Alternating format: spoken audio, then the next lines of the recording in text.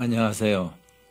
저는 한국사회복지협의회 회장직을 맡고 있는 서상목입니다. 오늘은 저희 한국사회복지협의회에서 최근 발간한 사회적 가치 시대를 연다라는 책에 관한 북 콘서트를 온라인으로 진행하도록 하겠습니다. 우선 이 책을 만든 배경에 대해서 잠깐 말씀드리겠습니다. 저희 한국사회복지협의회는 2년 전부터 매년 그 시점에서 저희 판단으로 가장 중요하다고 생각되는 과제를 정해서 연구를 진행하고 그 결과를 책으로 이렇게 발간을 해왔습니다. 2년 전에는 저희가 사회복지 4.0을 이 책인데요. 이렇게 정해가지고 책을 발간을 했습니다. 사회복지 4.0은 4차 산업혁명 시대에 사회복지의 당면 과제가 무엇인지 이런 차원에서 사회복지 4.0이라는 말을 저희가 만들어서 이런 연구를 진행을 했고요. 부제로 저희가 사회혁신과 지역복지 공동체 두 개를 이렇게 지목을 했는데 저희가 보기에는 사회혁신 또 사회혁신을 통한 지역복지 공동체를 구축하는 것이 4차 산업혁명 시대의 사회복지계가 당면한 주요 과제라고 판단해서 이렇게 책을 발간했다는 말씀을 드립니다. 작년에는 주제를 여기 이제 보시는 것 같이 가치를 창출하는 사회공헌 이렇게 잡아서 연구를 진행하고 책을 편찬을 했습니다. 저희 사회복지협의회는 뭐 자원봉사라든지 또 푸드뱅크라든지 또 사회공헌센터를 운영하는 등 여러 가지 그 사회공헌 사업을 추진을 하고 있습니다.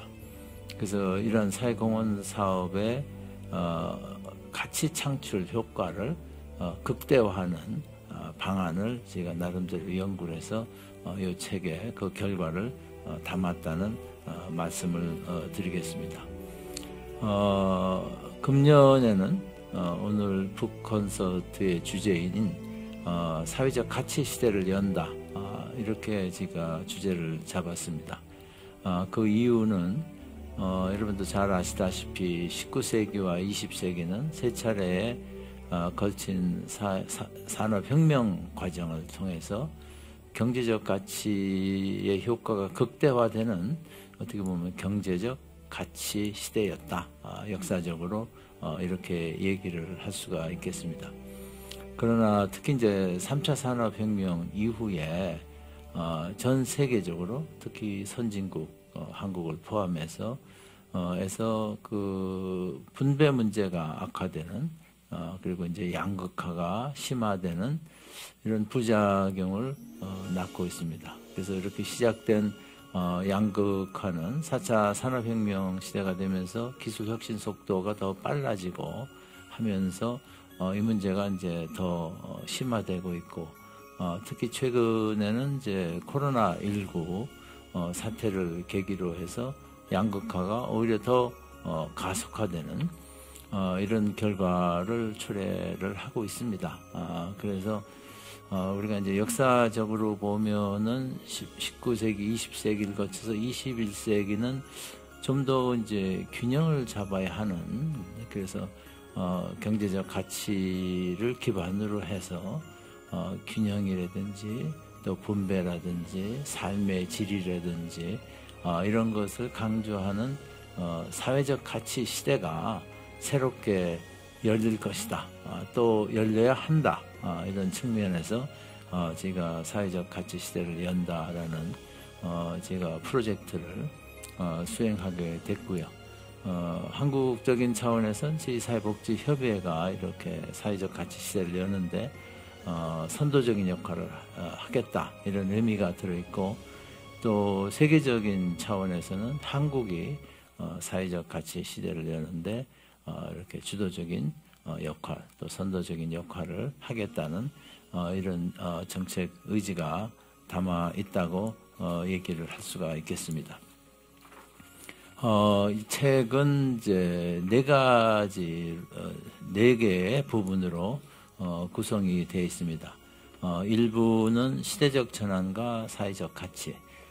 그래서 이제 사회적 가치 시대를 역사적으로 그리고 철학적으로 또 사회학적으로 이렇게 이제 분석하는 것이 주 내용이 되고요.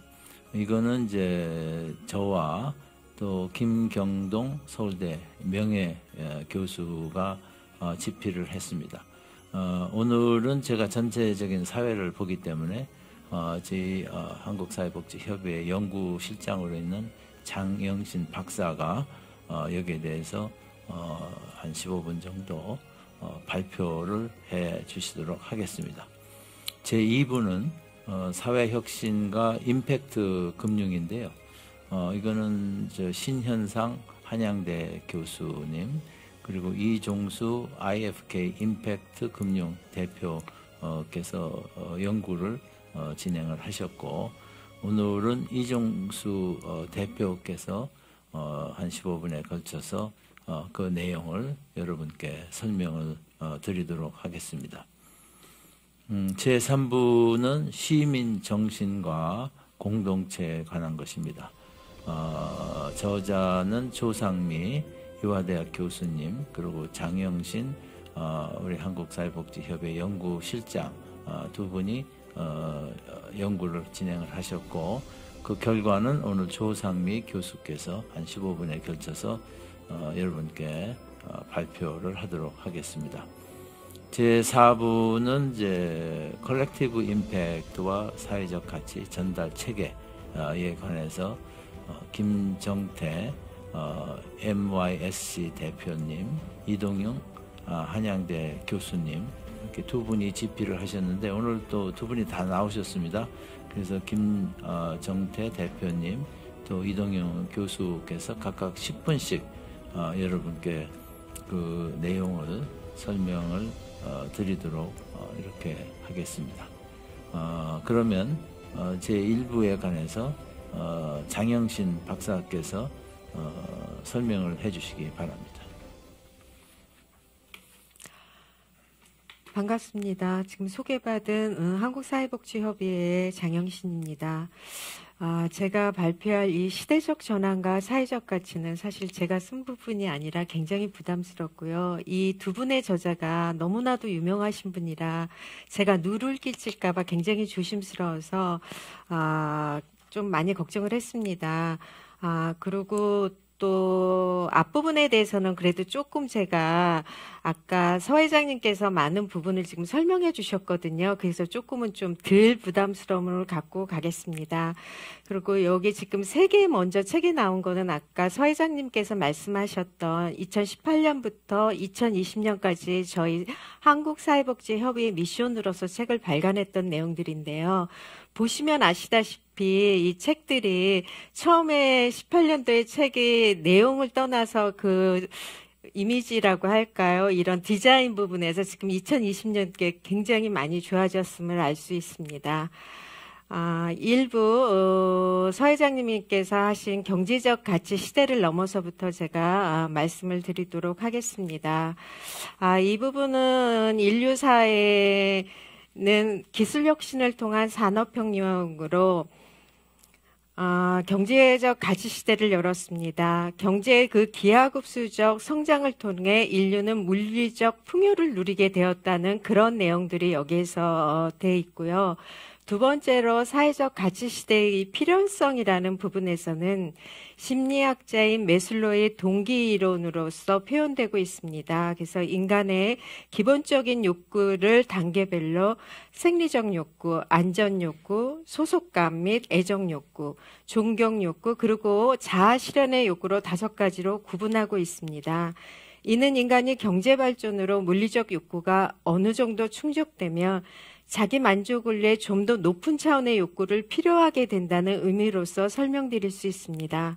그래서 경제 발전은 이 1단계 생리적 욕구와 2단계 안전 욕구의 충족 과정에서는 굉장히 필수적이라고 할 수 있습니다. 근데 그 이상의 단계에서는 결정적인 요인이 될 수는 없습니다. 우리나라에서 지금 여러분들이 다 아시다시피 그 OECD 국가 중에서 그 행복 지수가 그렇게 높지 않고 최하위권에 머물러 있습니다. 특히 OECD 국가 중에서 자살률은 한국의 1위를 차지하고 있습니다. 이처럼 행복 지수가 악화되는 것은 건강 상태나 소득 등 객관적인 지표보다는 사회적 지지나 삶에 대한 그 선택권 등 또 사회적 지지 이런 주관적 지표가 악화되고 있기 때문입니다. 이렇게 악화되고 있는 이런 것들은 매슬로의 3단계 이상의 그 욕구 부분에서 문제가 있음을 의미할 수 있습니다. 세 번째 부분에서의 빈부격차 무엇이 문제인가? 이 부분은 지금 4차 산업까지 전개돼 있고 또 지금 코로나 시대에 우리가 가장 핵심적인 키워드를 잡으려면 전 불평등이라고 생각합니다. 그래서 이런 불평등의 첫 번째 원인이 뭘까? 그건 분배의 악화라고 생각합니다. 그래서 여기 책을 보시면 2013년에 발표된 토마스 피케티 프랑스 경제학자가 출판한 21세기 자본이라는 책입니다. 피케티는 거의 전 세계 모든 중요한 경제 대국에서 자본소득 비율이 증가하고 있기 때문에 부의 분배가 악화되고 있다고 이 책에서 주장하고 있습니다. 그 다음에 여기 요 책이 블랑코 밀라노비치가 엘리펀트 커브로 아주 잘 알려져 있는 책입니다. 이 곡선을 보시면 마치 코끼리 모양을 하고 있습니다. 이 제일 위에 있는 요쪽을 보시면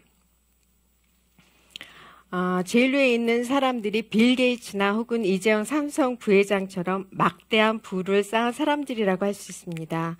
이렇게 기술 혁신을 통해 이런 부를 이루었던 사람들이라고 할 수 있고요. 혹은 미국에 있는 기술 관련 기업 사람들도 여기에 포함됩니다. 그 다음이 중산층이라고 할 수 있고 이 중산층에 해당하는 국가가 미국이나 일본과 같은 국가들입니다. 근데 이 중산층에 해당되는 국가들은 10년 동안의 실질 소득은 전혀 개선되지 않았다는 게 특징입니다. 그리고 우리가 이 밑에 한 게 최빈국이라고 할 수 있는데요. 이 최빈국에 속하는 지역은 사하라 이남 지방을 말씀드릴 수 있습니다. 그러니까 이 그래프를 통해 전 세계적으로 분배 상황이 악화됐다고 우리는 해석할 수 있습니다. 그 다음이 좌우 갈등 무엇이 문제인가?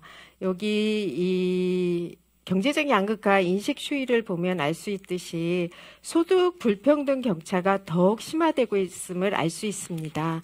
이러한 소득 불평등이 하나의 현상이지만 또 다른 정체적 사회적인 이유도 있습니다. 예를 들어 사회적 대립이 우리나라에서 점점 더 악화되고 있는 상황이라고 말씀드릴 수 있습니다.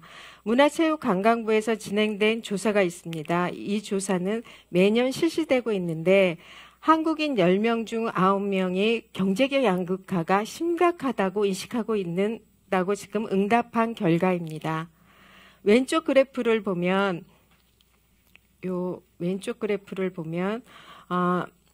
경제적 불평등 양극화가 심각하다고 생각하는 사람들의 퍼센트가 점점 증가하고 있음을 알 수 있습니다. 그래서 지금 한국에서는 이렇게 사람들의 인식이 이런 문제에 점점 심각하다고 인식하고 있다는 점을 잘 보여주고 있습니다. 그리고 같은 조사에서 사회적 대립에 대한 인식조사도 했습니다. 진보와 보수 간의 대립이라고 부르는데요. 이 대립이 가장 심각하다고 생각하는 사람들의 비율이 91.8%로 온 것으로 나타나고 있습니다. 그리고 또한 77.3%가 소득 분배에 있어 불평등하다고 심각한 문제라고 답하고 있습니다.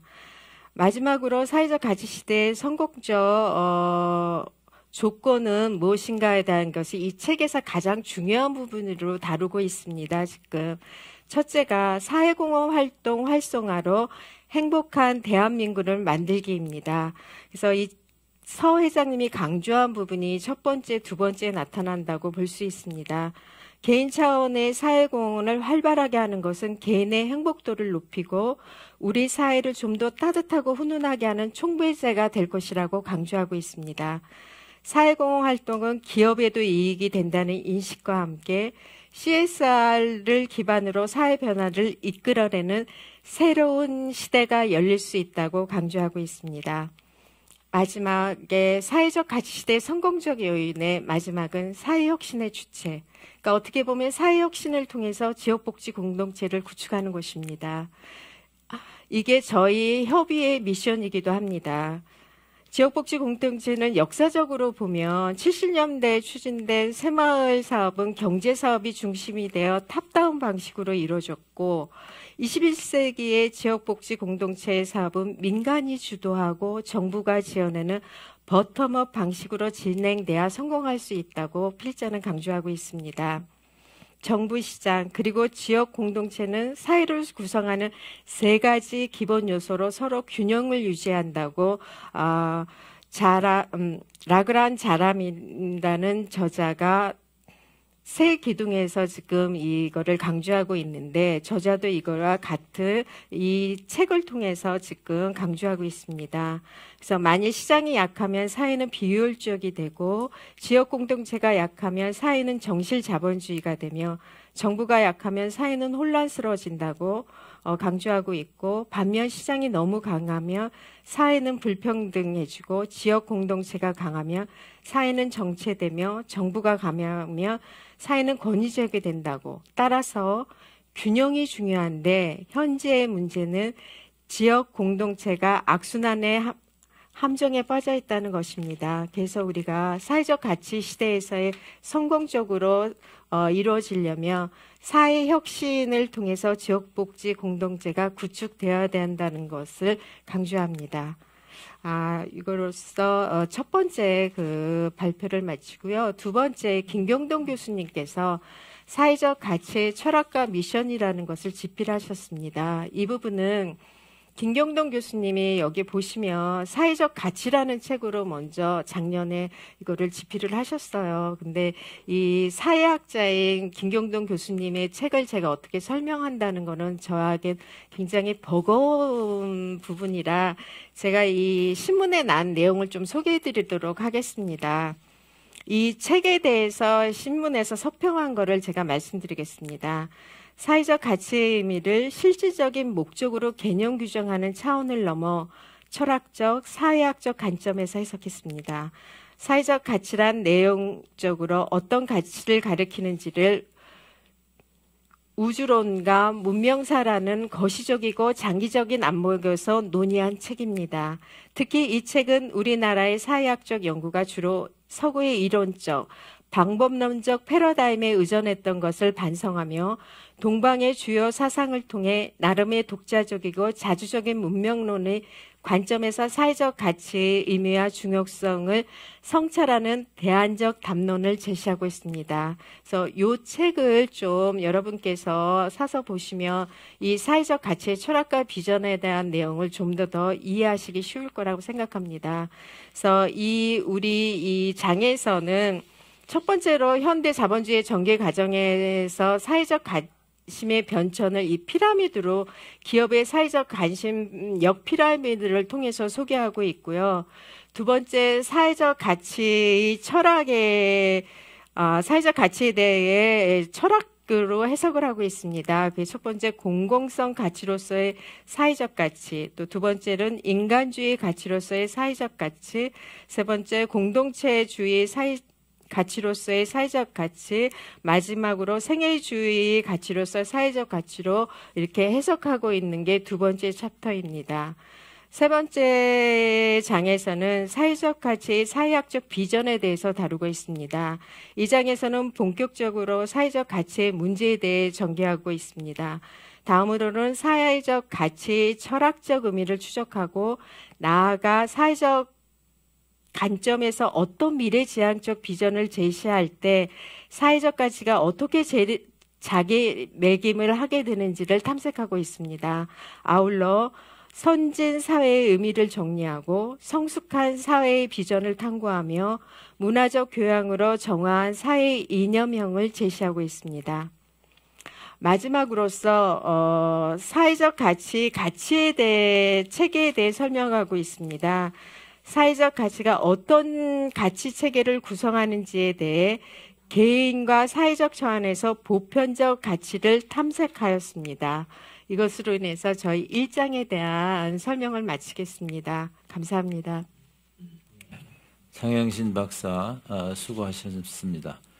본인이 쓰지 않은 1장, 2장에 대해서 아주 나름대로 잘 설명을 해주신 것 같습니다. 1장은 일부 시대적 전환과 사회적 가치, 여기는 이제 문제를 제기하는 섹션이 되는데요. 두 가지 문제 제가 보기에는 제기가 됐다고 생각을, 하나는 이제 빈부격차 문제인데, 이건 한국만이 아니고 미국을 포함해서 특히 선진국들 모두의 문제고, 이걸 해결하기 위해서는 경제정책과 또 복지정책 두 가지 수단을 다 활용해야 된다고 생각을 합니다. 또 하나는 특히 이제 한국에서의 문제인데요. 한국이 짧은 기간에 경제 발전에 성공을 하다 보니까 한국 사람들의 의식이 지나치게 경제적 가치 중심으로 되어 있습니다. 그래서 우리나라 이제 행복감이 자꾸 이제 경제가 발전하는데도 불구하고 오히려 떨어지고 있고, 자살률이 OECD 만이고 전 세계 최고를 기록을 하고 있습니다. 그래서 지나치게 경제적 가치 중심의 한국인의 사고를 어떻게 좀 사회적 가치와 경제적 가치가 이제 균형을 이루는 방향으로 고치는 방법이 뭐가 있는가, 이것은 굉장히 이제 중요한 정책 과제가 될 것 같은데요. 이제 사회 교육도 방법이고 뭐 여러 가지 방법이 있겠습니다. 그래서 다음부터 2부, 3부, 4부는 지 나름대로 이런 문제를 해결하는 수단에 관해서 집필을 했다고 보시면 되겠습니다. 그래서 하나는 사회혁신, 특히 이제 임팩트 금융을 통해서 어떻게 이제 사회혁신을 촉진할 것인가고, 3부에서는 시민 정신과 공동체 의식, 요게 이제 아까 가치관의 얘기죠. 사회적, 지나치게 이제 경제적 가치에 매몰되어 있는 한국인들을 어떻게 좀 이제 사회적 가치, 특히 시민 정신, 공동체 의식을 함양시킬 수 있느냐, 이것이 이제 3부의 주제가 되고, 4부는 이런 거를 하는지 하나 이제 전달 체계입니다. 그래서 이제 혼자 하는 게 아니고 콜렉티브 임팩트에서 민과 관, 또 시민 단체 이렇게 이제 같이 협력을 해서 이 문제를 해결하는 전달 방식이죠. 사회가치 전달 체계라고 그럴까요? 사회가치의 추진 체계, 여기에 관해서 얘기하는 것이 되겠습니다. 그래서 다음은 2부의 대표 집필자로 우리 이종수 대표께서 사회혁신과 임팩트 금융에 대해서 여러분께 연구 결과를 설명해 드리도록 하겠습니다. 여러분 반갑습니다. 저는 IFK 임팩트 금융의 이종수 대표입니다. 2부의 주제는 사회혁신과 임팩트 금융입니다. 1장은 사회혁신과 임팩트, 2장은 사회적 가치를 창출하는 임팩트 금융의 두 부분으로 나뉘어져 있습니다. 여기서 이제 임팩트라는 말이 좀 궁금하실 텐데요.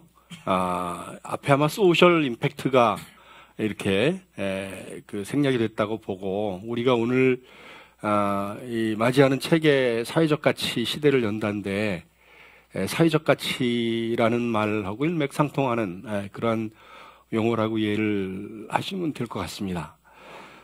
오늘 전반부를 저술해 주신 분이 신현상 교수, 그 다음에 이호영, 김하은 선생이신데 오늘 안 나오셔가지고 제가 간단하게 좀 소개를 좀 드리려고 합니다. 신현상 교수님은 한양대 교수님으로 계시고 임팩트 비즈니스 연구소장을 담당하고 계시죠. 사회혁신과 임팩트 측정 분야에 많은 연구를 하고 계시는 분입니다. 스탠퍼드가 발행하는 스탠퍼드 소셜 이노베이션 리뷰의 한국어판을 2018년부터 펴내요.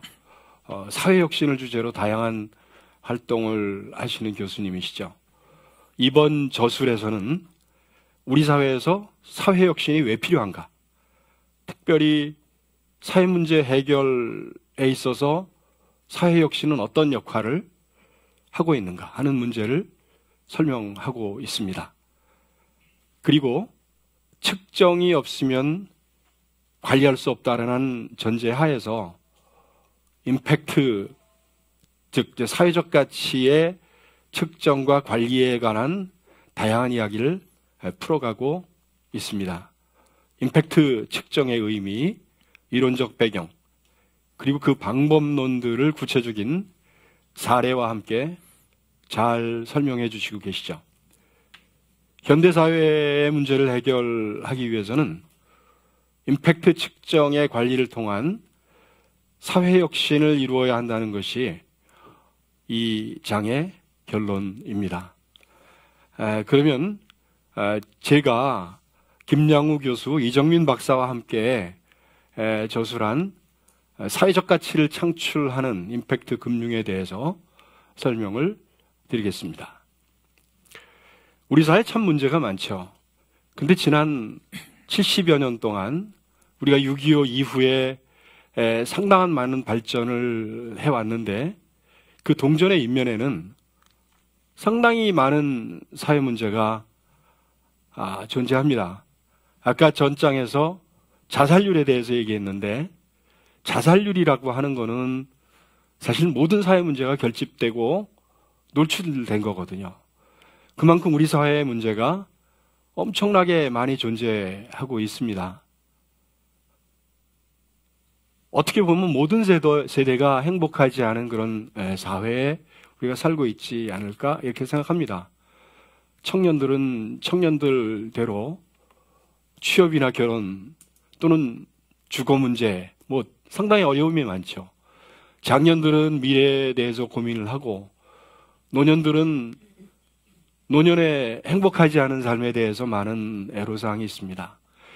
그런데 문제가 여기 그치지 않고 지금 최근에 우리가 인공지능이니 ICT니 4차 산업 그리고 우리가 겪고 있는 이 코로나 이런 문제들이 상당히 널리 퍼져 있습니다. 인공지능이나 ICT 4차 산업 같은 경우는 우리 인간의 삶의 질을 돕는데 많은 도움을 주지만 그 이면에는 상당히 많은 어려운 계층이 발생될 수 있다라는 분석이죠. 이 코로나와 같은 예기치 않은 질병은 우리 사회가 어디로 갈지 전혀 예측까지 할 수 없게 하는 그런 아주 중대한 사안들입니다. 조셉 스티글리츠 박사가 그렇게 얘기를 하죠. GDP가 성장하고 있는 것만으로 우리 사회가 발전하고 있다고 말할 수 있을까요? 아니다라는 거죠. 이 성장의 그늘에서 나고 하고 떨어지고 취약해지는 그런 계층을 품고 가는 그러한 성장이야말로 진정한 성장이다. 이러한 포용사회의 틀이 만들어지지 않는 이 사회는 지속 가능할 수 없다라는 얘기죠. 우리 역사에서 보면은 자본주의는 어떤 면에서 인류가 만든 이 최적의 사회 경제 시스템입니다. 자유, 개인, 경쟁, 협력, 혁신을 통해서 자본주의는 우리 사회의 경제력을 엄청나게 많이 성장하는데 힘을 주었고요. 상당히 경제 발전에 큰 역할을 했습니다. 그런 뒷면에는 경쟁과 시장의 논리 속에서 실업, 빈곤, 환경 파괴, 양극화 등 다양한 사회 문제가 발생을 하죠. 이러한 사회 문제를 그대로 방치했을 때 우리 사회가 과연 지속 가능할 수 있을까?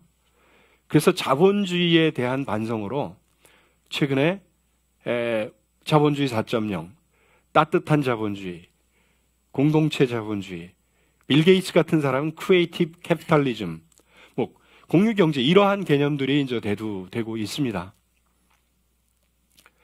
유엔도 이러한 이 사회 지속 가능성을 만들기 위해서 2000년에 들어오면서 했던 밀레니엄 디벨롭먼트 골스의 후속 사업으로 SDGs, Sustainable Development Goals를 선정을 해가지고 지난 향후 15년 동안 우리가 각국에서 이러한 사회를 지속 가능하게 하지 않는 이러한 요소들을 완화해서 우리가 앞으로 나가자 하는 그런 어떤 지침을 마련하고 각국에 그런 거를 독려를 하고 있습니다. 정부도 막대한 예산으로 이러한 사회 문제를 해결하기 위해서 노력을 하고 있지만 양적으로 역부족입니다. 돈으로 모든 일을 다 해결할 수가 없는 거죠. 기업사회공헌의 숫자도 많이 늘어나고 있지만 이런 정부와 기업의 노력만으로 이 사회의 모든 문제를 해결하기에는 역부족인 거죠. 또한 최근에는 이 사회 문제의 질이 굉장히 복잡해져 가지고 전통적인 복지만으로는 해결이 안 되는 문제가 너무나 많아지고 있습니다. 그래서 전통적인 복지 방법론에 경영, 금융, 경제와 같은 시장의 방법론을 같이 융합해야지 이게 사회 문제가 풀리는 그러한 문제들이 많아지고 있는 거죠. 그래서 전통적인 어떤 복지의 방법론에 앞서서 사회투자라는 개념이 나오고 있습니다. 우리가 경제에 있어서 도로를 만들고 철도를 건설하고 항만을 건설하는 것이 당분간은 돈이 많이 들어가지만 이것도 시간이 지나면 유통이라든가 경제적인 어떤 많은 효과를 가져오는 것처럼 우리 사회 문제를 해결하기 위해서 또 이런 사회투자적인 어떤 접근 방법을 써야 될 것이다 라는 그 이야기입니다. 그래서 사회투자는 미시적 관점으로 복지 서비스를 확대할 뿐만 아니라 거시적 관점에서는 어떤 경제 지속 가능한 발전을 할 수 있는 그러한 역할을 해 줍니다. 이러한 사회 투자적인 접근 방법에 금융을 제공하는 것이 임팩트 금융입니다. 기존 금융은 이걸 왜 못할까? 기존 금융의 어떤 역할은 기업이죠. 금융은 그 속성상 이익을 극대화하는 게 그 목적이죠. 그렇기 때문에 기존 금융이 이거를 하기에는 상당히 쉽지 않습니다. 물론 로버트 실러 같은 사람은 금융이 우리 사회를 위해서 보다 적극적인 역할을 해야 되지 않느냐라는 그러한 주장을 하고 있는데 어쨌든 이런 사회 투자 방식으로 사회 문제를 풀어가는 그러한 이 새로운 트렌드에 재원을 공급하는, 다시 말하면 사회적 가치를 창출하는 금융이 임팩트 금융이라고 볼 수 있습니다. 임팩트 금융은 취약한 사회 문제를 개설하는 혁신적이고 지속 가능한 그런 일의 자금을 융통하는 윤리적인 금융입니다.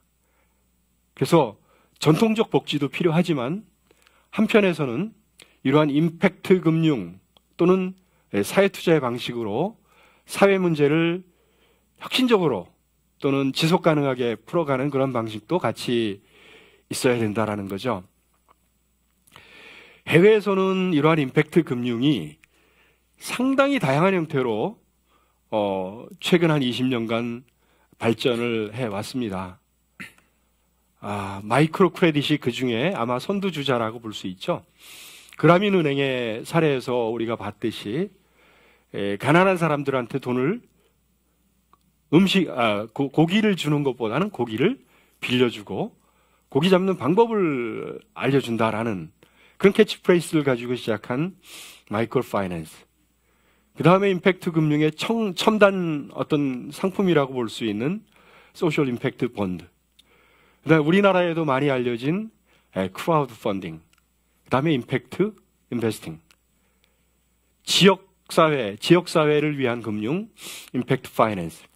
그 다음에 아예 은행의 형태로 활동을 하고 있는 소셜 뱅크들이 상당히 액티브하게 발전을 하고 있는 중입니다.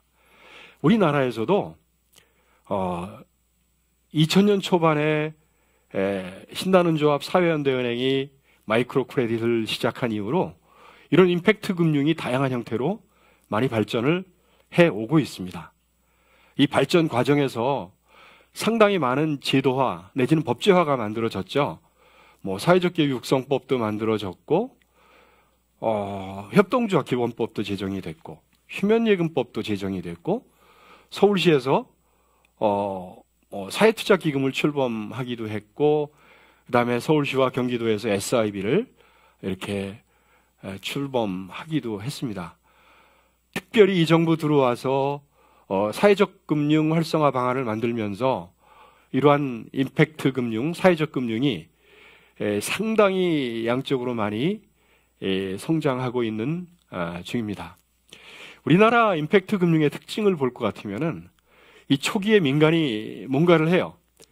자활, 사회적 기업, 마이크로 크레딧, 크라우드 펀딩, 임팩트 투자들이 현장에서 민간들이 뭔가 이렇게 시도를 했는데 이런 것들이 재원의 부족과 법적 제약으로 확장하지 못하는 그런 상황에서 정부가 이제 개입을 해서 제도화를 시키고 그 다음에 재원을 거기다가 투여를 함으로 인해 가지고 많이 이제 확대되는 그러한 것이 일반적인 특징입니다. 그래서 자활지원제도라든가 사회적 기육성법, 서민금융진흥원, 그다음에 자본시장법 또는 온라인 투자 연계금융법 등등 이러한 정부의 조치와 법제화들이 이러한 임팩트 금융을 확장하는 데 상당히 크다란 역할을 했죠. 그래서 종합적으로 보면은 이러한 정부의 이니셔티브가 굉장히 강했다. 아주 그러한 노력에도 불구하고 우리가 양적인 확장은 좀 이루었지만 사회적 금융, 임팩트 금융의 장기적인 발전을 위한 생태계 조정은 약간 좀 미흡한 바가 있다 하는 거고요. 그 다음에 그 과정에서 민간의 역량이 구축되지 못하고 많이 정부 의존적인 방향으로 정착을 해서 향후에 좀 더 발전적인 그러한 확장을 하는데 좀 제약 요소가 될 수도 있다 하는 그런 생각이 좀 듭니다. 그런 내용들이 우리 이 책에 담아 있고요. 또 기존에 우리가 사회적 기업, 소셜 벤처 중심의 사회적 금융이 이제 좀 더 넓게 커다란 사회적 프로젝트로 확장이 되어야 되지 않는가 하는 그런 주장들이 남아 있습니다. 마지막으로 우리나라에 있어서의 임팩트 금융의 도전 과제를 제시하고 있는데요. 모든 것이 다 그렇지만 사람과 돈과 제도입니다. 이러한 임팩트 금융을 발전시킬 수 있는 전문 인력 내지는 중간기관을 육성을 해야 되고 재원이 유입이 될 수 있는 이 사회적 자본 시장이 육성이 좀 돼야 되고 이런 것들을 할 수 있는 법과 제도와 이런 어떤 생태계들이 정비가 좀 돼야 될 필요가 있다. 또 이런 것들을 종합적으로 하기 위해서 민과 관이 파트너십을 가지고 역할 분담을 하고 같이 협력 관계를 가져야 되지 않을까? 또 너무 단기적인 시각보다는 좀 장기적인 시각으로 우리가 임팩트 금융의 발전을 과제를 위한 노력을 한번 해보자라는 그러한 내용들이 이 이 사회적 가치 시대를 연다 2장에 그 포함이 되어 있습니다. 네, 이정수 대표님 수고하셨습니다. 사회혁신과 임팩트 금융에 대해서 아주 잘 설명을 해주셨다고 생각이 됩니다. 실리콘밸리가 여러분 잘 아시는 대로 3차 산업혁명의 주역이죠. 지금 4차 산업혁명 시대에 걸쳐서도 실리콘밸리가 핵심적인 역할을 하고 있습니다. 근데 이제 실리콘밸리의 그 성공 요인을 보면은 지금 이정수 대표께서 말씀하신 대로 혁신이 일어날 수 있는 그런 생태계가 만들어졌다 이런 얘기입니다. 여러분 잘 아시다시피 슌페터가 이 혁신의 주역을 뭐 연구하는 사람이 아니고 기업가로 이렇게 봤어요. 그래서 이제 기업가가 혁신을 주도를 했고, 그게 이제 산업혁명에서 경제적 시대가 활짝 열게 된 비법입니다. 그게 바로 자본주의의 성공 비결이죠. 그런데 그것이 3차 산업혁명의 실리콘밸리로 오면서 그게 한 단계가 발전을 했습니다. 소위 이제 벤처 캐피탈이라는 게 생겨가지고 아이디어는 있는데 돈은 없는 젊은 사람들, 이런 사람들한테 돈을 대주고 여러 가지 이제 경영 비법도 전수를 하는, 이게 되면서 실리콘밸리가 3차 산업혁명, 더 나아가서 4차 산업혁명의 주역입니다. 그러면 이제 우리가 이제 사회적 가치 시대를 열기 위해서는 사회 혁신이 일어나야 되거든요. 사회 혁신. 그러면 사회 혁신을 어떻게 할 것이냐? 한국의 경우를 보면은 우리는 소위 박정희 패러다임, 한강의 기적이라는 것이 정부 중심입니다. 정부 주도 경제 이거를 했어요. 그래서 우리는 지금도 보면은 저희가 이제 벤처기업 육성할 때도 그랬고, 최근에는 심지어는 사회적 기업을 육성을 하는 데 있어서도 이 정부가 주도적인 역할을 해야 된다 이렇게 생각을 해요. 그래서 정부가 중심이 돼가지고 정부가 벤처기업도 지정하고 정부가 사회적 기업도 지정을 합니다. 그래서 이 지정을 받으면은 수십 개 이제 이렇게 정부 지원책이 나오는데 결과는 아주 실망적입니다. 이런 정부 지원을 받은 벤처기업이 대기업으로 성장하지를 않고요. 또 정부 지원을 받은 사회적 기업이 이렇게 국내 굴지의 이런 성공 사례로 성장을 하지 않습니다. 그래서 그거는 무슨 얘기냐면 우리 이제 사회 혁신도 실리콘밸리식으로 해야 되겠다. 그러면 사회 혁신의 주체는 누구냐? 사회적 기업가다 이런 얘기예요. 사회적 기업가를 육성을 해야 되고, 그거를 이제 시장 원리를 활용을 해야 된다. 그게 바로 사회금융이고, 그게 바로 임팩트 금융의 기본적인 원리다 이렇게 생각을 합니다. 그래서 이렇게 제가 이제 경제학을 하고 제가 이제 스탠포드에서 실리콘밸리 시작부터 이렇게 쭉 지켜본 사람 입장에서는 그게 분명한데, 우리나라는 몇십 60년대 초부터 관치금융, 정부 주도 경제에 익숙해가지고 경제 정책을 하는 사람들이 그 틀에서 벗어나지 못하기 때문에 이 부분에서도 우리가 성과가 안 나는 것 같아요. 그래서 그거를 아주 잘 설명해 주신 데 대해서 감사하게 생각을 하고요. 다음은 제 3부 시민정신과 공동체인데요. 이게 제일 어려운 부분인 것 같아요. 아까 제가 이제 말씀드린 대로 경제정책, 복지정책을 어떻게 사는 거는 우리가 대충 어떻게 하면 되겠다 있어요. 아이디어가. 그런데 아까 말씀드린 대로 이제 우리가 지나치게 경제적 동물이 돼버렸어요. 경제적 가치. 우리나라 사람 요즘 보면 뭐 가정 주부들 보면 아파트 값 이게 이제 굉장히 중요한 시대. 그리고 애들 좋은 학교 보내고 뭐 이런 그래가지고 경제적 가치에 한국인들이 노예가 돼가는 것 같아요. 노예가.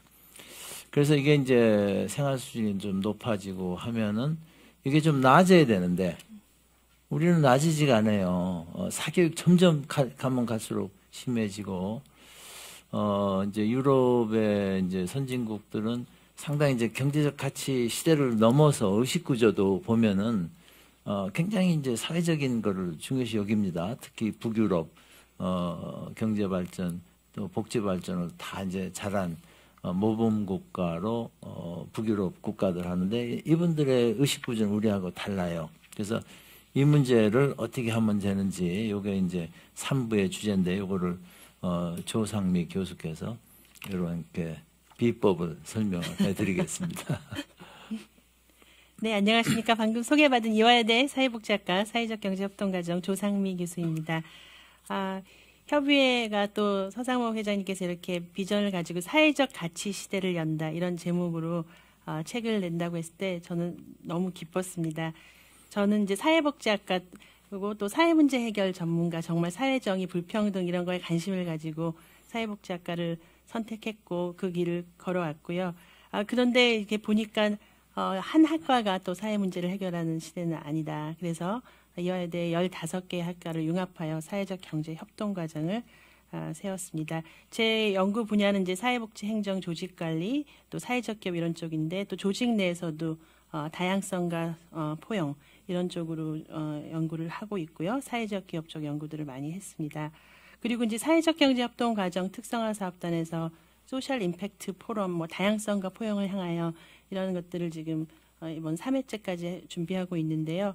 그래서 협의회가 지금 가는 방향과 이런 융합해서 사회혁신 또 지역복지 공동체를 구축해서 정말 사회 문제를 해결하고 우리 많은 사람들이 좀 행복한 사회가 됐으면 좋겠다.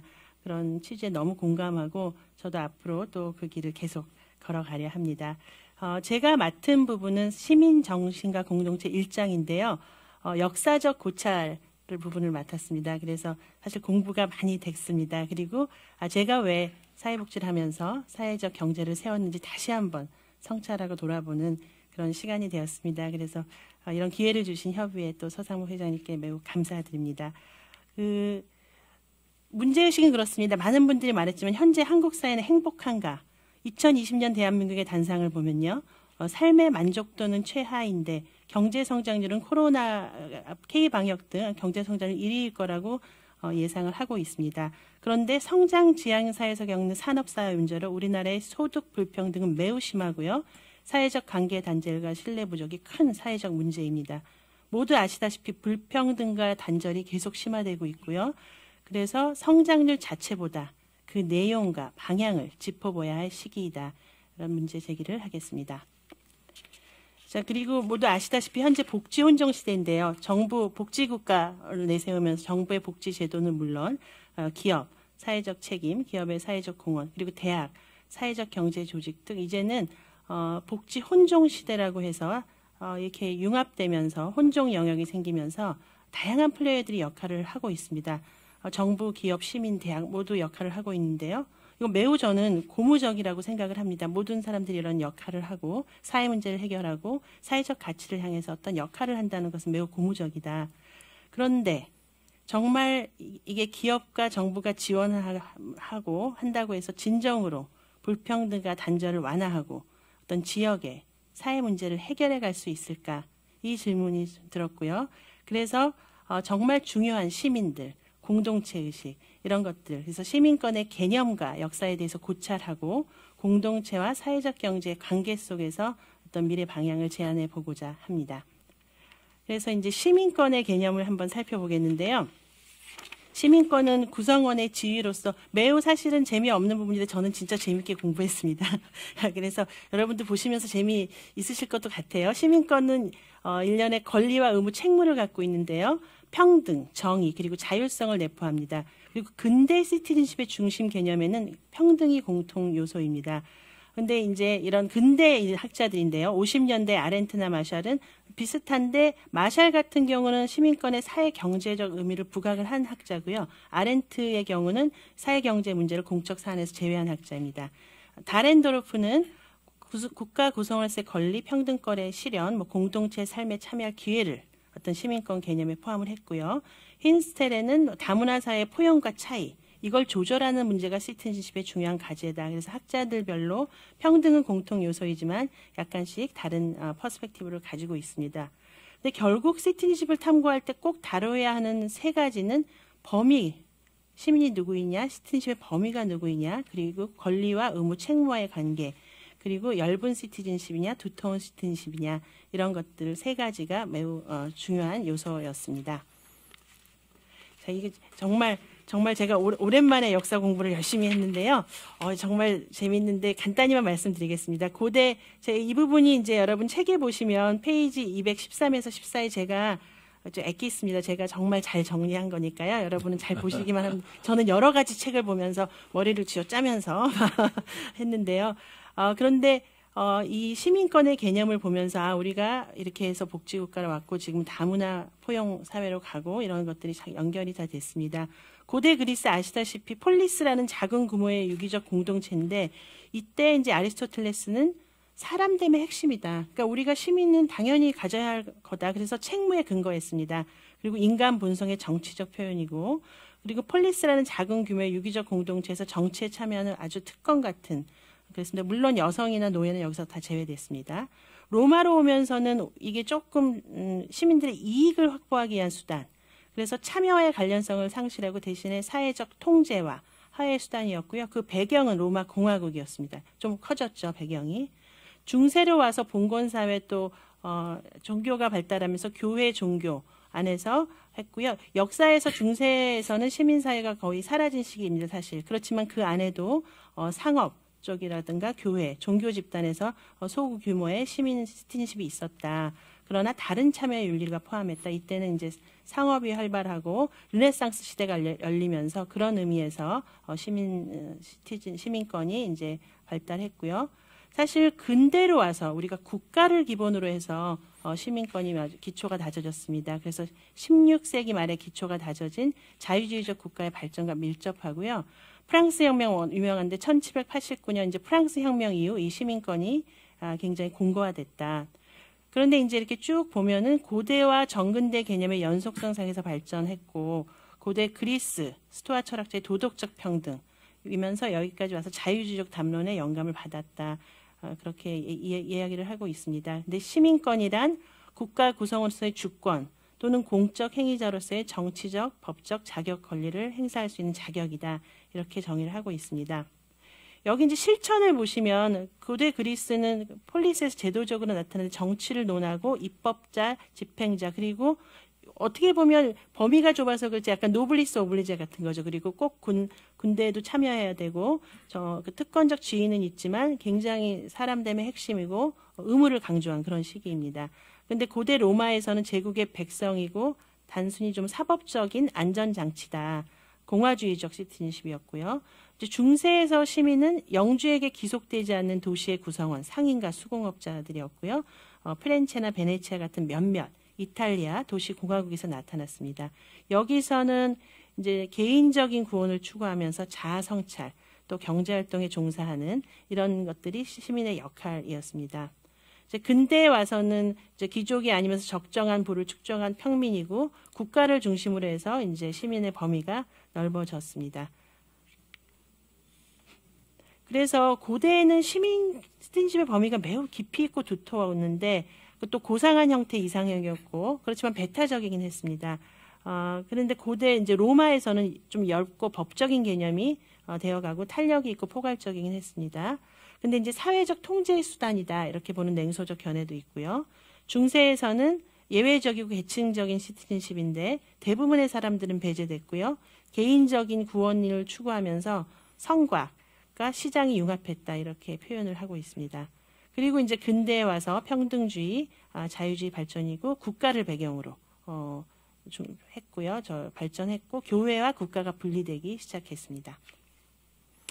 근대 이후에 보면 그럼 우리가 근대는 결국 국가를 중심으로 발전했는데 자유주의 시민권이 개인적 독립적 권리 또 국가로부터 부여된 소극적 권리라면 이 좀 확장하는 의미로 집단적인 관계적 권리를 좀 포괄해야 되고 또 동학적인 적극적 개념을 확장해 가야 되지 않느냐. 특히 이제 최근에는 세계화 시대의 시민성, 그러니까 시민성이 꼭 국가만 중심으로 되는 것이 아니라 일상적 공간에서의 포용과 배제로 확장돼야 되지 않느냐. 이런 근대 이후의 변화가 있었습니다. 여기까지 이제 역사를 간단히 말씀드렸는데 그러면 시민권 공동체, 제가 이제 사회적 경제를 공부하는 학자인데 이 개념이 어떻게 연결돼 있을까? 결국 시민권의 역사를 보면 권리와 책임을 통해 구현되는 개인과 공동체와의 관계 속에서 그 시대 공동체 안에서 가장 중요한 가치에 따라서 시티즌십의 범위라든가 역할 및 지위, 특징이 규명되어 온 그런 거를 볼 수 있었습니다. 그래서 이 시민권과 공동체의 연결 기제로서의 사회적 경제가 매우 중요하다. 제가 이제 그 점을 굉장히 강조하고 있습니다. 그러니까 결국은 어떤 시대든 누가 시민이냐, 누가 그 공동체 안으로 속하느냐는 결국 포용과 배제의 문제로 귀결이 되고요. 근데 자유주의적 시민권 개념의 확대도 시민권에 취급받지 못하는 사람의 포용과 다양성 사회를 지향해가는 노력의 일환이다. 그래서 우리 사회적 가치 시대에 결국은 균형입니다. 국가도 있어야 되고 또 시장도 있어야 되는데 그러면 시민과 공동체가 중요하지 않으면 결국 그 제도의 사각지대를 보면 송파 모녀 사건이나 독거노인들이 죽어가는 그거는 지역에서 결국은 해결되지 못한 문제가 있었기 때문이거든요. 그래서 이 사회적 가치 시대에 공동체의 중요성이 증대되며 복지 사각지대 완화 해결책이 지역 공동체가 바람직한 방향으로 시민 정신을 가진 시민들에 의해서 활성화돼야 된다 이런 얘기고요. 그래서 우리나라 사회적 경제 출현이 사회 문제 해결의 대안으로 시민이 주체가 되어 자발적으로 공동체 안에서 사회 문제 해결을 하는 과정이다. 저는 이렇게 정의를 내리고 있습니다.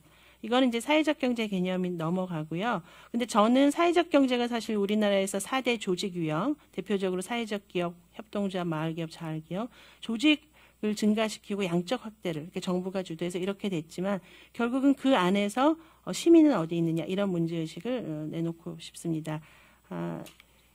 이거는 이제 사회적 경제가 이렇게 많아지고 발전했다 이런 얘기인데요. 그러니까 정부는 사회 문제 해결의 대안으로 사회적 경제 조직을 활성화하고 있고요. 기업도 사회 문제 해결과 사회적 가치를 지향을 하고 있습니다.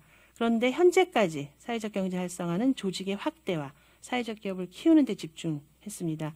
그럼 사회 문제 해결의 주체가 되고 공동체 속에서 실질적인 문제를 해결해 나가야 하는 시민은 어디 있느냐. 그리고 권리와 의무를 함께 가지고 가는 그리고 시민들이 배제된 사회적 경제 조직의 활성화가 얼마나 가능할까. 아이고, 다 가버렸네. 앞으로.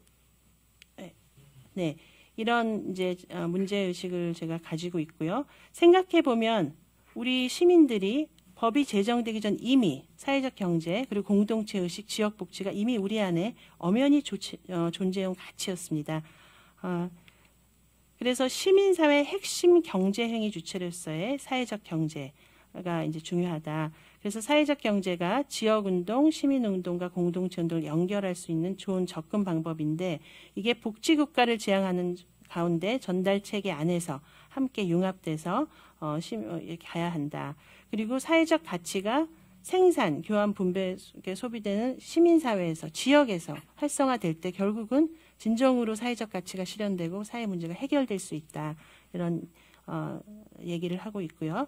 결국 건강한 시민사회가 우리가 왜 이렇게 경제적으로는 발전했는데 행복하지 않냐. 건강한 시민사회 그리고 실질적으로 사람들의 인식도 공동체와 함께 가는 그런 인식이 있을 때 더 행복하지 않느냐. 그래서 건강한 시민사회가 사회적 경제를 활성화할 수 있는 견인차가 되고 균형 잡힌 인식이 또한 건강한 시민사회를 만들어갈 수 있다. 그래서 시민사회와 사회적 경제는 동전의 양면이다. 저는 이렇게 주장을 하고 있습니다.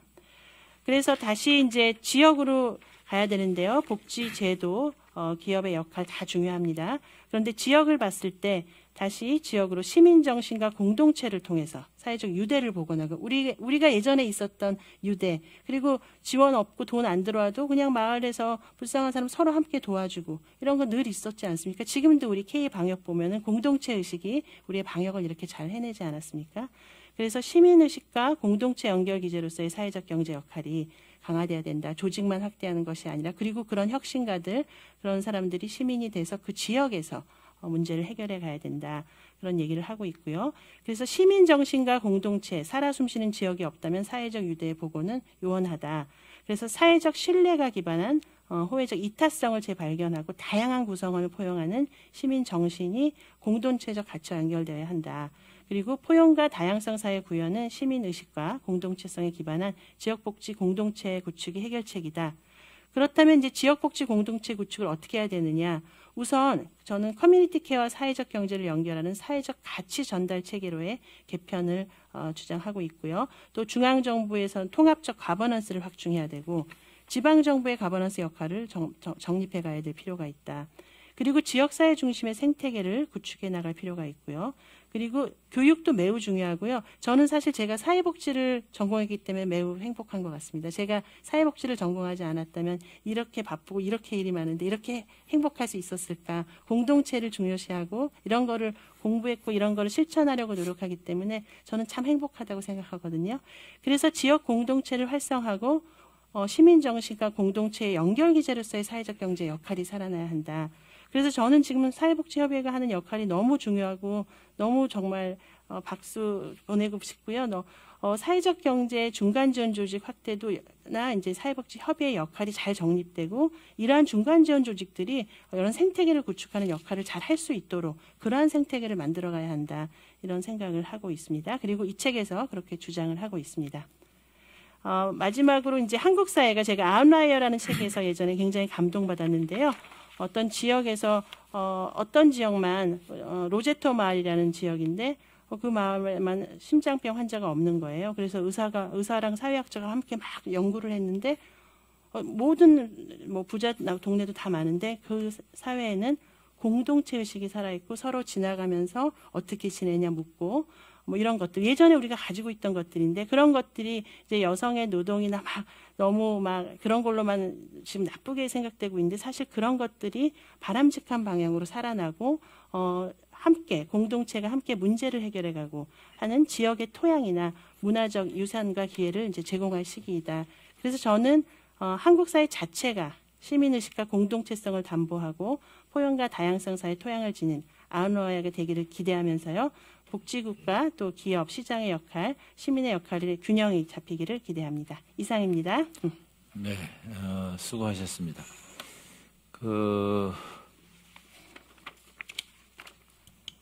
지역 공동체를 제가 아까 이제 사회혁신과 지역 복지 공동체를 사회복지 4.0의 핵심 주제로 2년 전에 설정을 했다고 말씀드렸는데 우리 조상미 교수 발표를 들으니까 굉장히 제가 잘한 것 같아요.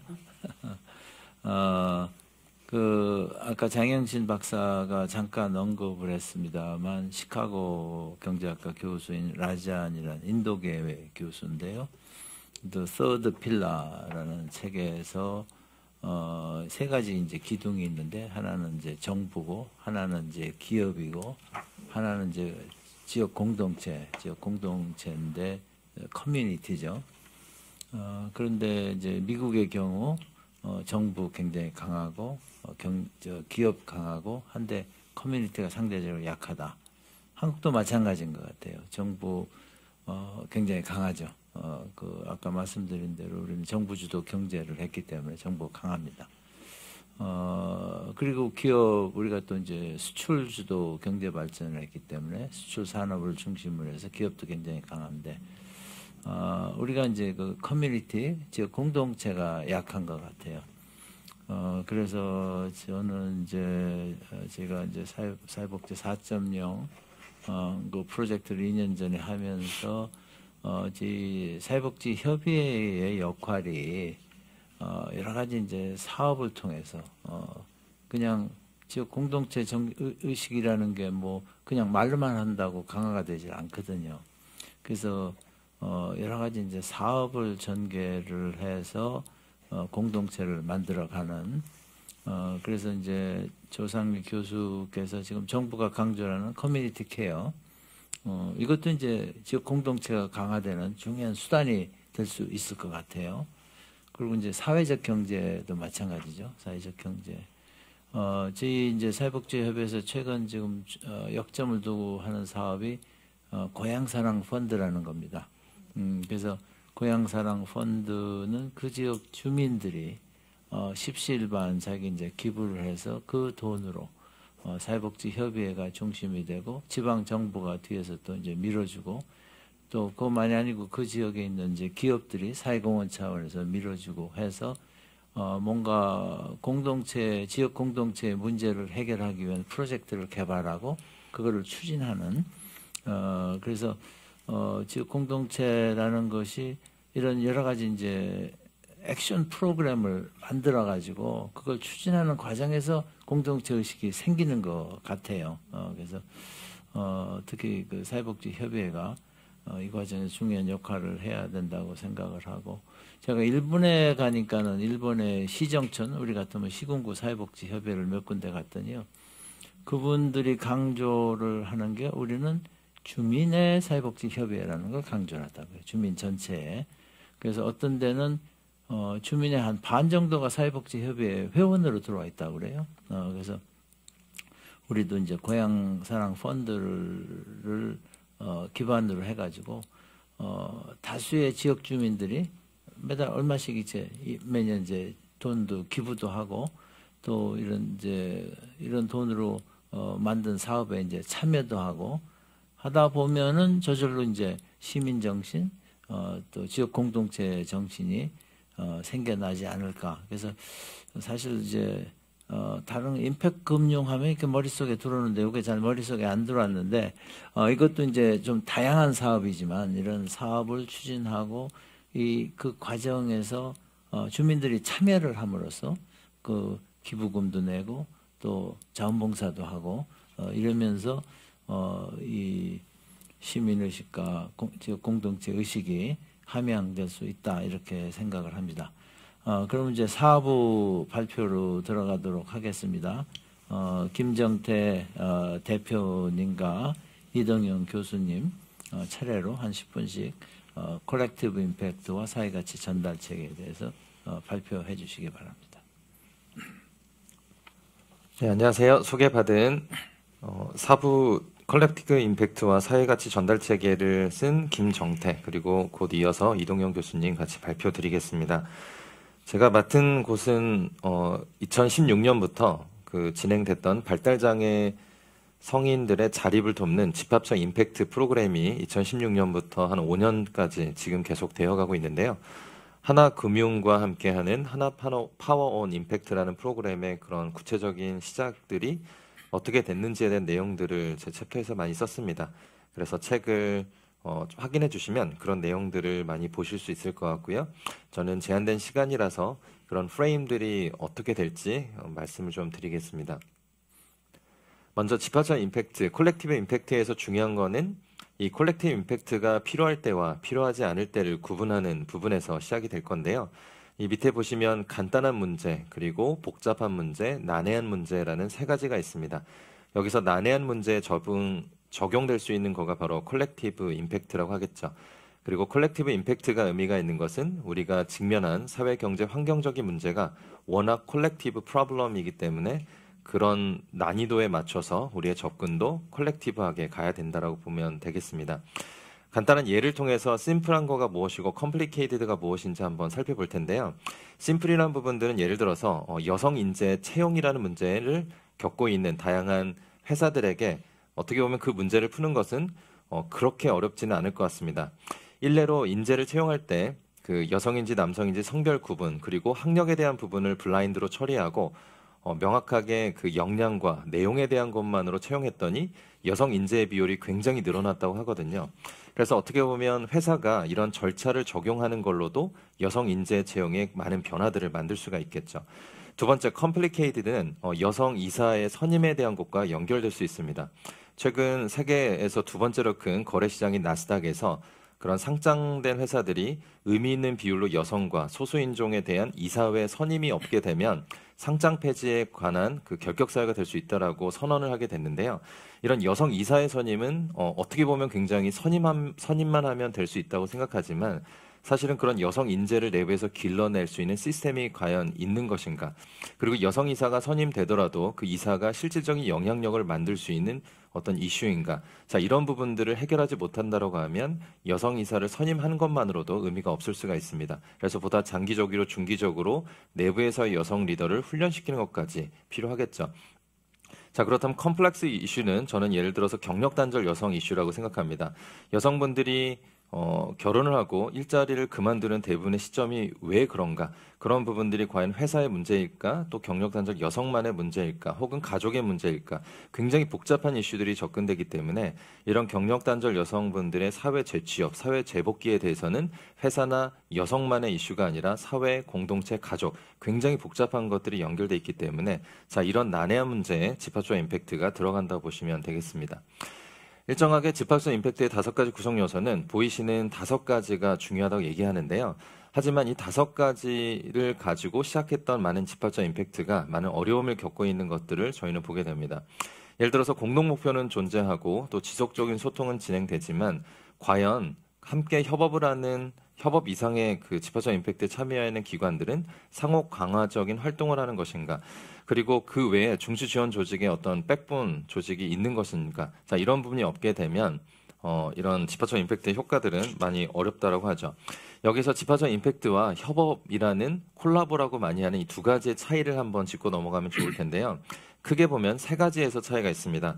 처음에는 팀워크의 차이인데요. 협업은 예를 들어서 단식 경기를 두 기관이 각각 해서 2개의 단식 경기의 결과가 승리를 보게 되는 겁니다. 하지만 집합적 임팩트는 단식 경기가 아니라 일종의 복식 경기죠. 그래서 함께하는 스코어가 결국에는 승패를 내기 때문에 협업과 집합적 임팩트는 먼저 팀워크에서 차이가 있겠습니다. 두 번째는 오너십의 차이입니다. 콜라보, 팀워크라고 하는 것은 참여율을 100%로 해서 이 중에 어떤 기관이 30%, 어떤 기관이 나머지 70%에 대한 참여율 비율들이 나눠지게 되겠는데요. 집합적 임팩트는 각자 참여하는 기관들이 100%의 참여를 가지고 몰입해야 되기 때문에 이런 오너십에 있어서 차이가 있겠습니다. 세 번째는 지원 조직의 유무 차이인데요. 콜라보나 팀워크 할 때는 별도의 지원 조직이 필요가 없겠습니다. 그냥 참여 기관이 서로 간에 소통하는 거가 있겠지만 집합적 임팩트는 참여 기관 외에 반드시 조율과 보완과 측정을 담당하는 중추 지원 조직이 있어야 되기 때문에 자, 이런 부분들이 기존의 콜라보 팀워크 그리고 집합적 임팩트와의 차이라고 보실 수가 있겠습니다. 이 5가지에 대한 부분들을 저희가 근대 5종 경기라고 한번 생각해 보면요. 이 근대 5종 경기는 예전에 아리스토텔레스가 근대 5종 경기에 참여할 수 있는 사람들은 진짜 스포츠인이다라는 얘기를 한 적이 있는데요. 굉장히 다양한 것을 섭렵할 수 있는 고난이도의 그런 종목이겠습니다.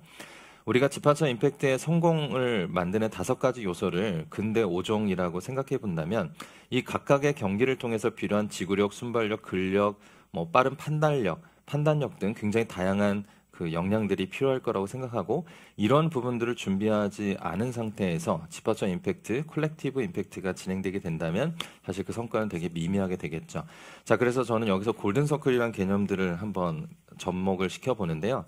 이 세계적인 사상가 사이먼 사이넥이 골든서클이라는 개념을 소개했습니다. 세상의 유의미한 변화를 만드는 세상을 바꾸는 혁신들은 대부분 이렇게 Y에서 시작해서 How 그리고 What으로 진행된다는 것을 규명하셨는데요.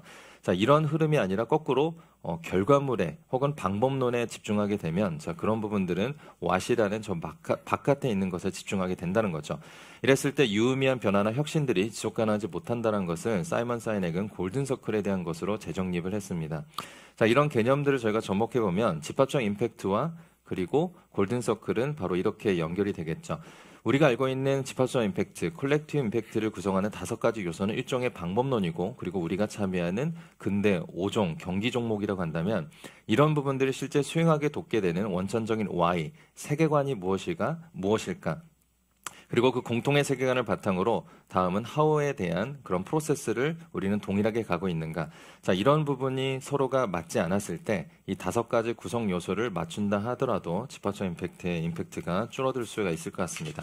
자, 그렇다면 원천적으로 Y에 속하는 집합적 임팩트의 세계관으로 저는 사내 기업가 정신과 시스템 사고를 말씀드리고 싶은데요.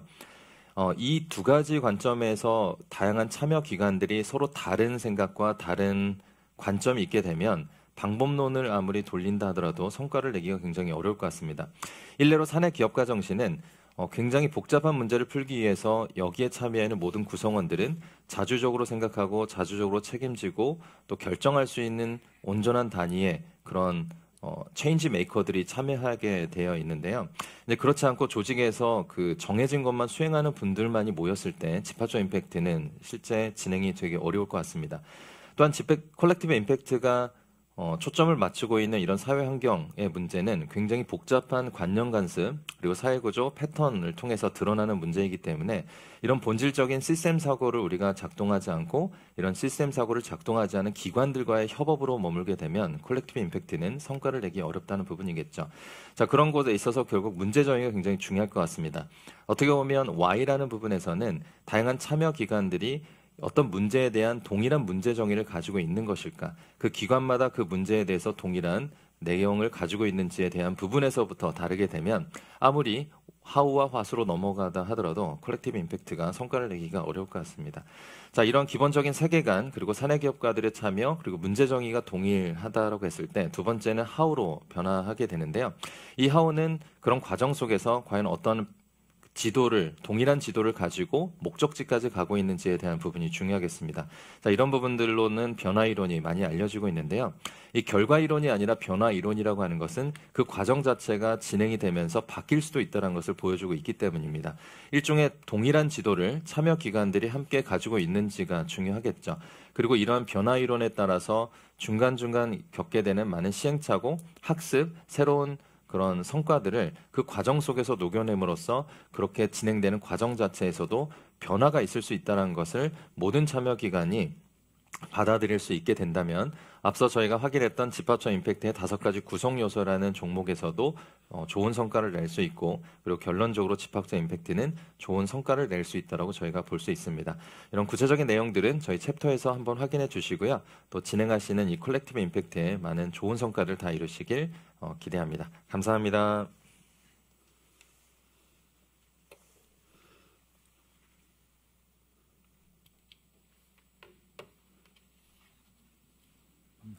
이동영 교수님 계속하시죠.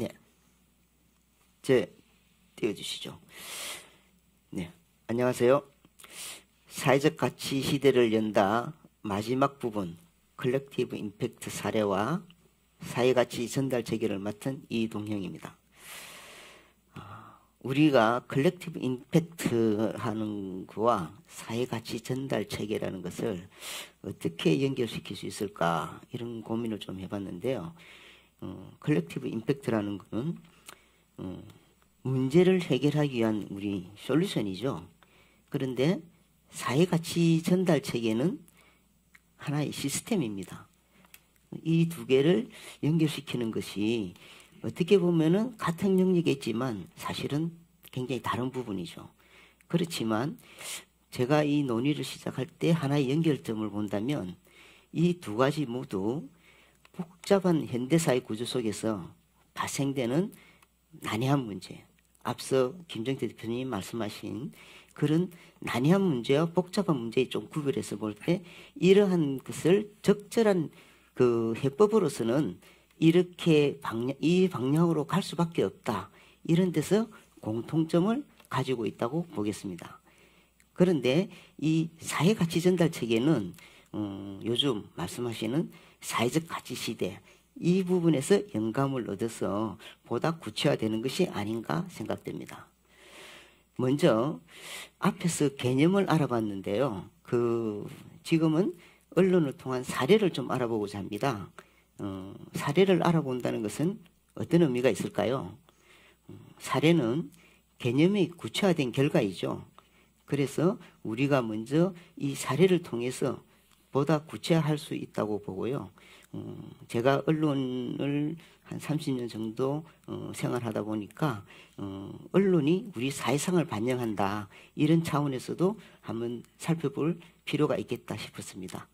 그런데 언론을 통한 이 컬렉티브 임팩트 사례는 어떻게 나타났는가?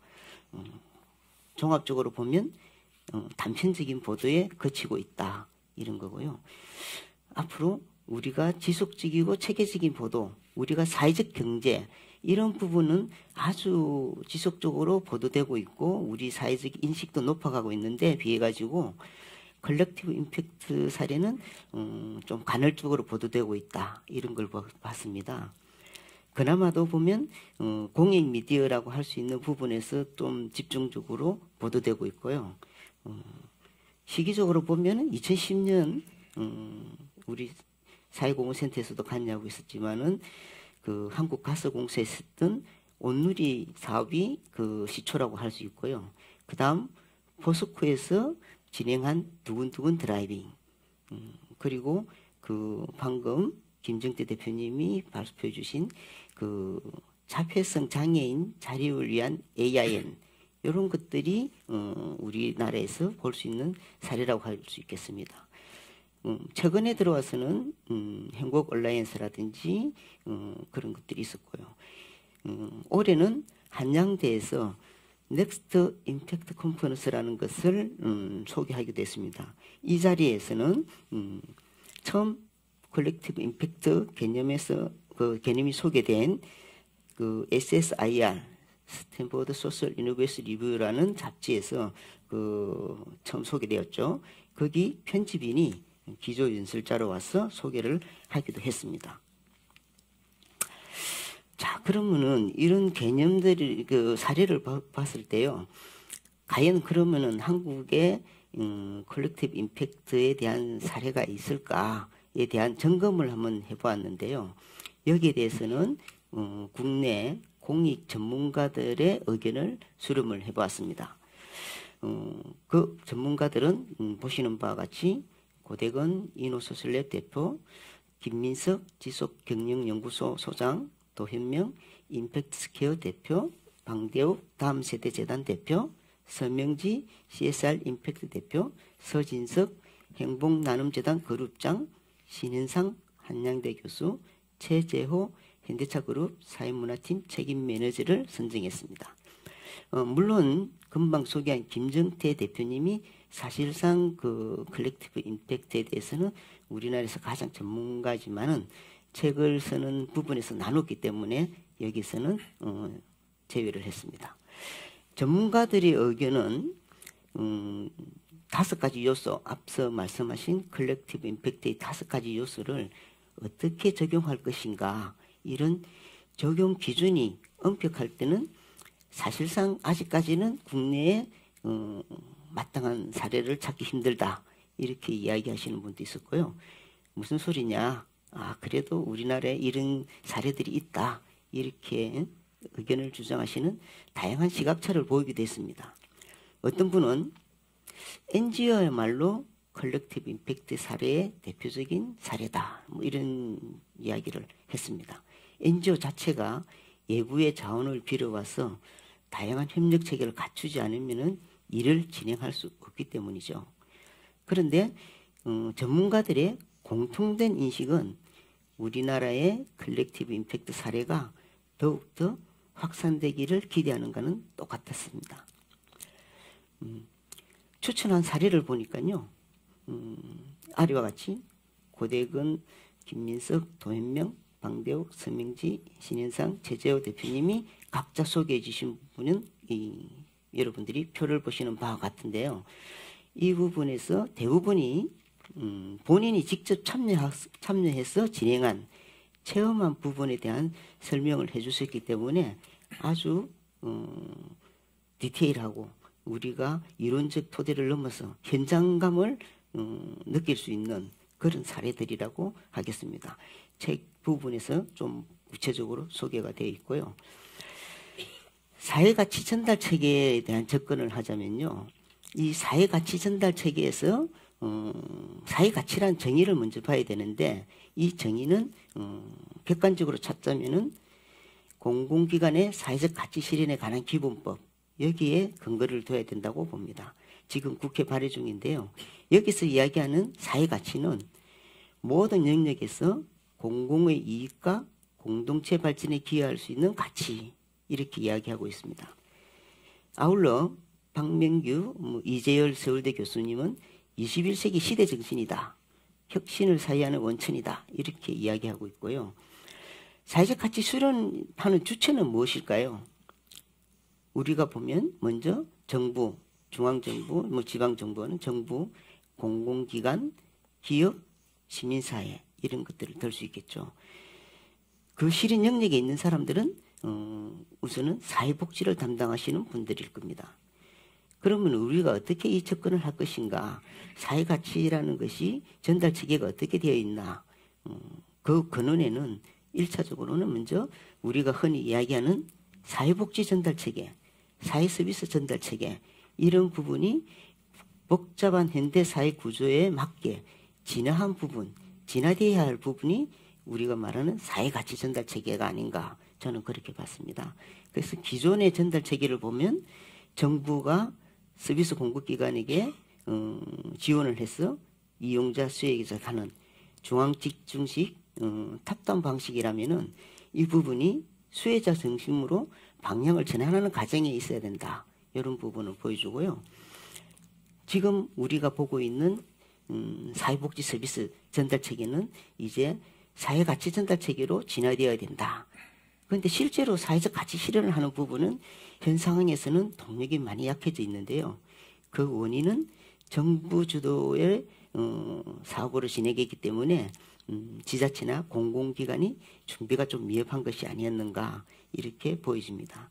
그럼 우리가 주장하는 사회적 가치, 사회가치 전달 체계는 어떻게 구체화되어야 될 것인가? 저는 다자간 협력체계 구축, 공동의 어젠다 채택, 중간 지원 조직의 패러다임 전환, 지역사회, 사회적 경제 생태계 구축으로 가야 되는데요. 거기에 대해서는 우리가 중간 지원 조직에 대해서 좀 구체적으로 살펴볼 필요가 있습니다. 이 부분은 수혜자와 직접적으로 만나는 창구이기 때문에 중요한 부분을 가지고 있는데요. 이 조직들은 위로는 관리 감독 기구를 가지고 있기 때문에 대부분 수동적일 수밖에 없는 위치에 있습니다. 그렇기 때문에 여기서의 인식 전환이 아주 필요한데 그 인식 전환은 사회적 가치 교육으로 이루어져야 된다. 이렇게 볼 수 있고요. 여기에 따른 최근의 움직임을 보면 민간협력 지역복지 공동체를 만드는 건데 이런 부분이 사회가치 전달 체계의 중심이 되어야 된다. 이렇게 보고 있습니다. 사회복지협의회에서 펴낸 사회복지 4.0 이 책을 보면요. 여기에는 국민 개개인 맞춤형 사회복지 서비스는 국가 단위보다 지역 단위로 이루어져야 그 효과를 발휘할 수 있다. 이렇게 주장하고 있는데요. 그 구체화는 지역사회공헌 인정제로 나타나고 있습니다. 또한 샛들마을 사업이라고 국토교통부에서 하고 있는 부분도 이와 같은 맥락에 있다고 보겠습니다. 그래서 우리가 말하는 사회가치 전달 체계는 구체적으로 보면 지역 중심 사회적 경제 생태계, 민간협력, 지역복지 공동체로 구체화되어야 된다고 생각합니다. 감사합니다. 네, 수고하셨습니다. 이 컬렉티브 임팩트라는 개념이 아까도 지적한 대로 2011년에 카니아하고 크레이머라는 분이 스탠포드 소셜 이노베이션 리뷰에 아티클을 이제 게재를 했는데 이것이 아주 대히트를 쳐가지고 지금은 굉장히 이제 중요한 개념으로 자리를 잡았습니다. 근데 사실 개념은 간단한 것 같아요. 이게 어려운 문제 이런 걸 해결하려면은 여러 기관들이 서로 경쟁적으로 하는 것보다는 서로 역할 분담해서 협력을 해야 된다 이런 건데 이게 이제 데이트를 친 거는 사실은 그렇게 되지 않고 있다는 거죠. 이게 필요성은 다들 인식을 하는데 제가 사회복지협의 회장을 지금 이제 4년째 하고 있는데요. 보면 이 사회복지계에서 이게 굉장히 어려워요. 굉장히 어려워요. 뭐 특히 우리나라는 뭐 이런 중간 조직을 잔뜩 만들어 놨어요. 또 만들어지기도 하고. 그래서 이분들의 협력을 구하는 게 엄청난 정치력과 설득력이 있어야 되고, 그래서 제가 사회복지협의 회장으로 가끔 이제 능력의 한계를 느끼기도 합니다만, 진짜 어려운 거는 이거를 해야 되는 것 같아요. 어려운 문제를 해결을 위해서는. 그런데 그 일본을 보면은 그 지역 공동체 정신이 우리보다 강합니다. 그 이유를 보면은 일본은 역사적으로 이제 지진이 많이 나고 태풍이 나고 자연재해가 우리보다 훨씬 많은 지역이라서 자연재해가 나면 뭐 요새는 그렇죠. 옛날에 국가라는 게 그런 거 즉각 대응 못 했거든요. 그러니까 지역 사회 차원에서 대응을 해서 지역 공동체 정신이 발달이 된 것 같아요. 저희도 이제 이번에 코로나19를 겪으면서 한국이 요즘 뭐 좀 다시 어려워지긴 하고 있습니다만 국제적으로 보면은 상당히 이제 대응을 잘하는 나라로 이렇게 평가를 받고 있거든요. 그거를 보면은 특히 이제 시민 정신 부분, 외국엔 뭐 사재기도 하고 뭐 거리두기, 사회적 거리두기에 반대하는 시위도 하고, 그런데 우리나라 사람들은 얼마나 정부 정책에 협조를 하고 초기에 마스크 2장 사기 위해서 몇 시간 줄을 서면서 별 불평도 안 하고, 저는 매일 좀 뒤에 산에 가는데 이제 뭐 산에 등산하는 사람도 전부 다 마스크를 끼고 해요. 그래서 우리나라 사람들이 시민 정신이 약하다고 생각을 하는데 그게 아니구나, 이런 생각을 들고, 뭔가 코로나19라는 위기 의식이 이렇게 우리 한국인의 속에 숨어 있는 시민 정신을 이렇게 활성화시키는 계기가 됐다, 이렇게 생각을 합니다. 그래서 이거 역시 이제 정책으로 보면 뭔가 이제 같이 할 수 있는 일을 이제 만들어야 될 것 같고요. 그게 이제 굉장히 중요하고, 또 하나는 소위 거버넌스 스트럭처가 필요한 것 같아요. 그래서 이제 사회복지 부분에서는 이제 사회복지 협의회가 민간 간을 연결시키고 민간 간에 이렇게 이제 업무 조정도 하는, 그래서 이제 사회복지 협의회야말로 바로 이런 이제 컬렉티브 임팩트를 활용을 해서 또 이거를 통해서 지역 공동체 문제를 해결하는 그 중심에 돼야 된다, 이렇게 책임감을 가지고 열심히 노력을 하고 있습니다. 다시 한번 오늘 좋은 발표를 해주신 장영신 실장님, 이종수 대표님, 조상미 교수님, 김정태 대표님, 이동영 교수님, 이렇게 감사의 말씀을 드리고요. 어떻게 보든 벌써 1시간 반이 돼서 이제 마무리를 져야 될 것 같습니다. 저는 제가 이제 3년간 매년 하나씩 잡았는데, 이번 사회적 가치 시대를 연다가 지난 2해 동안에 한 거를 이렇게 다 이제 종합하는 매우 중요한 과제고, 아까도 말씀드린 대로 우리가 지금 이제 양극화 문제도 있고, 또 이 정신적으로 너무 이제 경제적 가치에 매몰돼 가지고 사람들이 이제 경쟁이 지나치게 심화되고 거기에 따른 행복감이 낮아지고, 그 결과 이제 자살률도 세계 최고를 기록하는 이런 문제를 갖는데, 이거에 대한 해결책은 우리가 조속히 사회적 가치 시대를 열어야 되는 이런 이제 당위성으로 우리가 결론을 지을 수 있을 것 같습니다. 작은 노력이죠. 뭐 책을 발간하고 오늘 이제 북 콘서트를 연 것이 우리의 시대적 과제라고 할 수 있는 사회적 가치 시대를 여는데 조금이라도 도움이 되기를 바라고요. 이거를 시청하시는 이제 여러분들이 여기에 많은 이제 관심을 가져주시고 또 여기에 적극적으로 참여를 함으로써 우리가 이제 사회적 가치 시대를 열어가지고 대한민국 국민 모두가 이제 행복한 그리고 전 세계적으로도 이렇게 앞서가는 대한민국 사회가 되기를 기대를 하면서 오늘 사회적 가치 시대를 연다 북 콘서트를 이것으로 마치겠습니다. 끝까지 시청해 주셔서 감사합니다.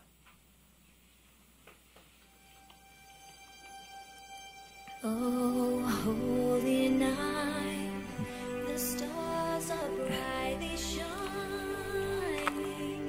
It is the night of our dear Savior's birth.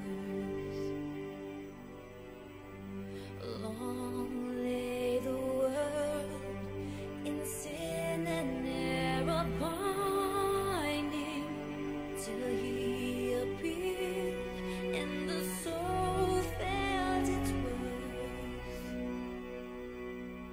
A thrill of hope, the weary world rejoices, for yonder breaks a new and glorious morn.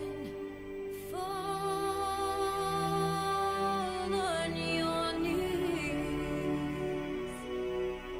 or hear the angel's voice.